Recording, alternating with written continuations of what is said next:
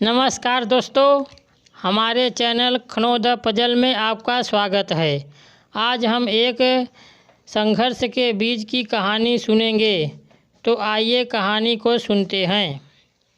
किसी गांव में एक धर्मपरायण किसान रहा करता था। उसकी फसल अक्सर खराब हो जाया करती थी। कभी बाढ़ आ जाया करती थी तो कभी सूखे की वजह से उसकी फसल बर्बाद हो जाया करती थी। कभी गर्मी बेहद होती तो कभी ठंड इतनी होती कि वह बेचारा कभी भी अपने फसल को पूरी तरह प्राप्त नहीं कर पाया।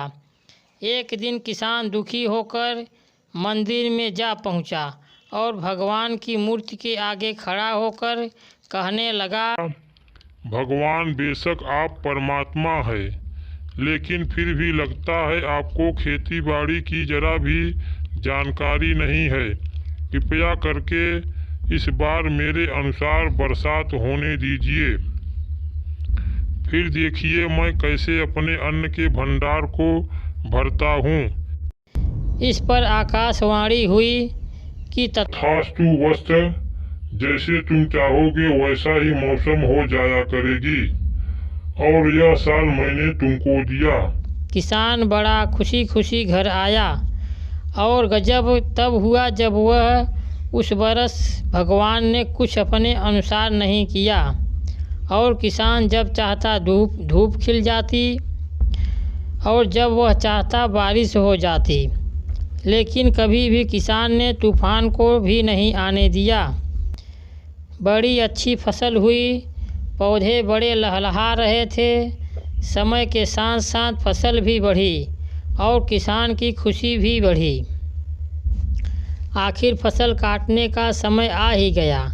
किसान बड़ी खुशी से खेतों की ओर गया और फसल को काटने के लिए जैसे ही खेत में घुसा, बड़ा हैरान हुआ और उसकी खुशी भी काफूर हो गई, क्योंकि उसने देखा कि गेहूं की बालियों में एक भी बीज नहीं था।